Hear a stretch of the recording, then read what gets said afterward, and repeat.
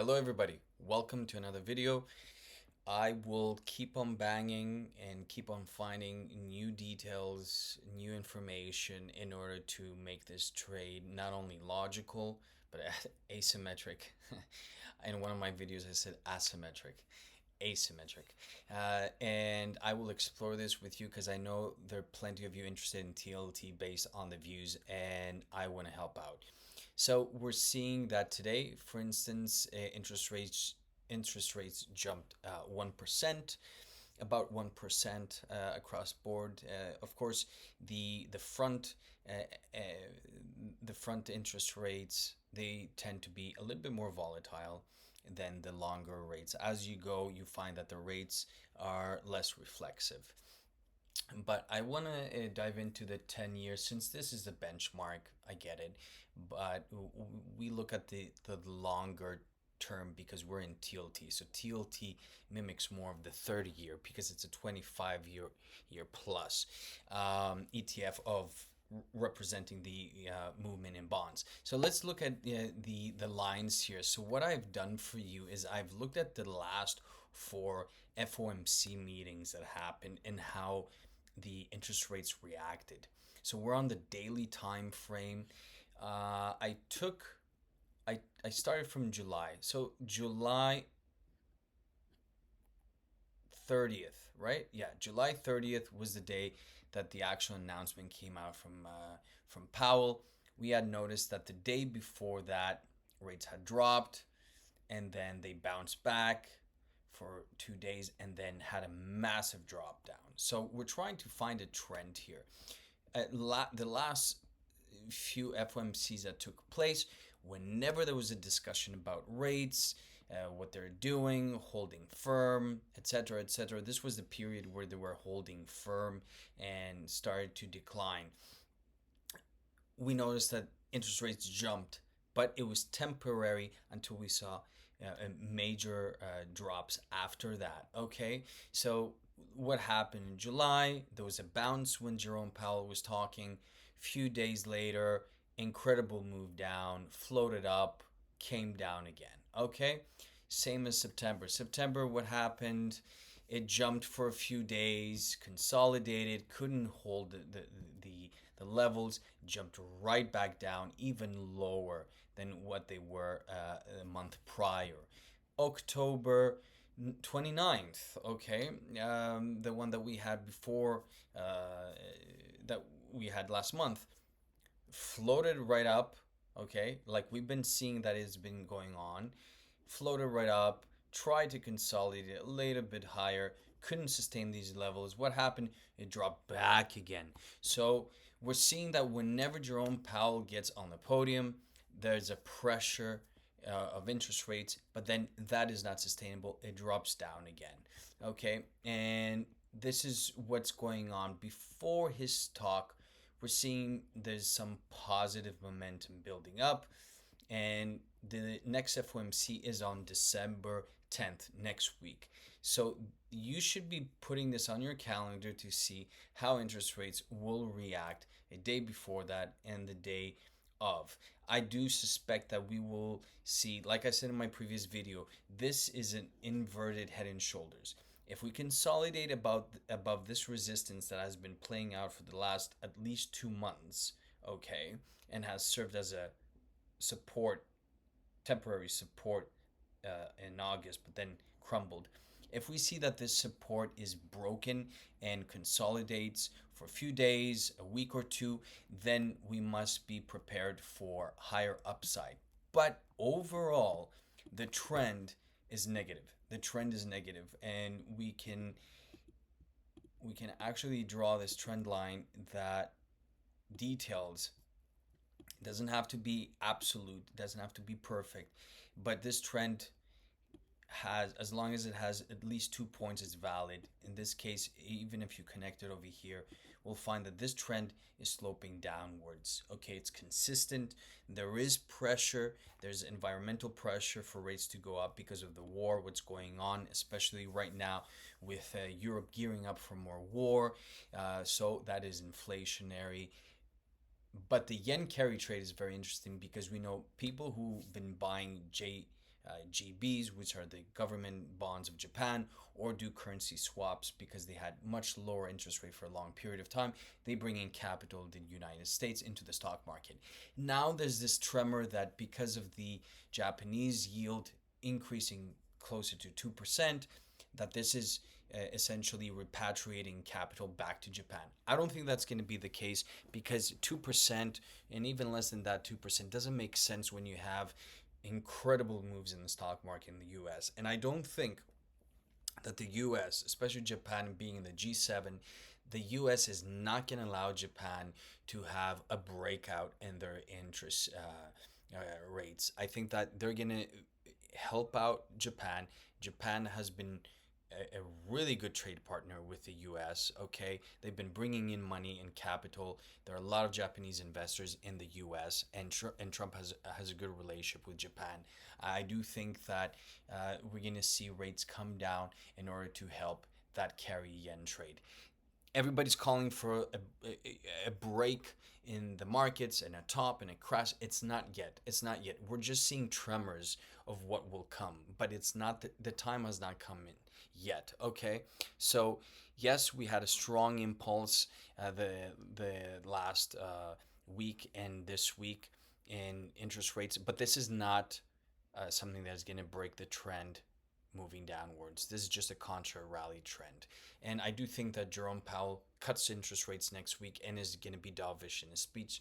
Let's see. Now, TLT overall, like I said in my previous video, I told you that it will come to retest over here. Worst case, it comes down to even 86. Okay, so these are the levels here I want you to pay attention that I think these are great opportunities to buy.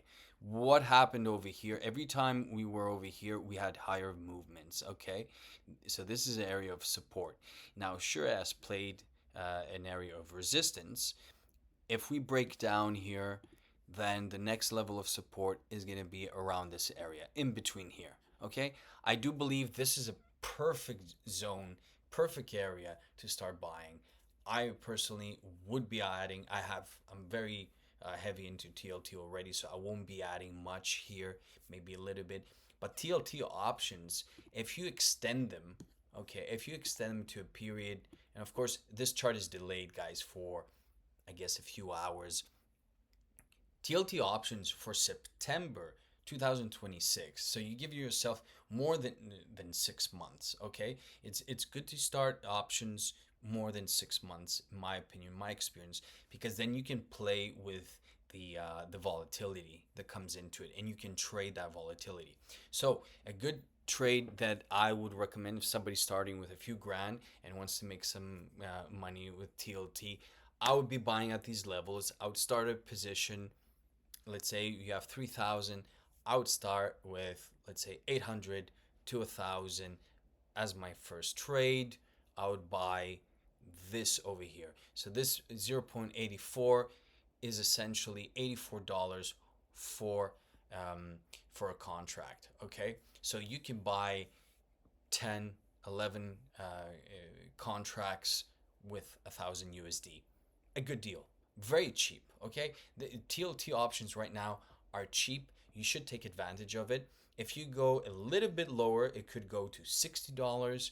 Then you add another more after a drop of like 10%. Okay, there is reflexivity in the options, so it's like 3 times, even up to 10 times the movement. So if, let's say, TLT drops 10%, you might see close to 30% in TLT options. TLT options tend to be less volatile than other options, but in this case, you're seeing that the price is relatively cheap, and you can add on with layers in order to sell whenever there bounces and buy into those dips later on. But overall, I don't see anything wrong. In the meantime, I think people should sit tight. This is a daily. If we look at the weekly looks like it's falling into, again, this massive support. Look at this beautiful green candle. This hasn't been negated. Now, if we closed here for several days, I would be worried. But the fact that we are within this green candle is very good. Okay, we just tried to break resistance. We couldn't. We fell down. We're going to try back again after we consolidate. That's not a problem. That's why you go long durations with these calls. So the 30-year is testing, like I told you over here in my previous video, is coming close to the zero 0.5 Fibonacci, and this is quite honestly not surprising. These are the levels of resistance, even just before the zero 0.5. I told you that it might touch the trend line until it comes down harder. This is a counter rally trend, and I don't think that we go higher. Now, what is the invalidation? If you think that you need an invalidation point, you're correct. It's good to have for trades.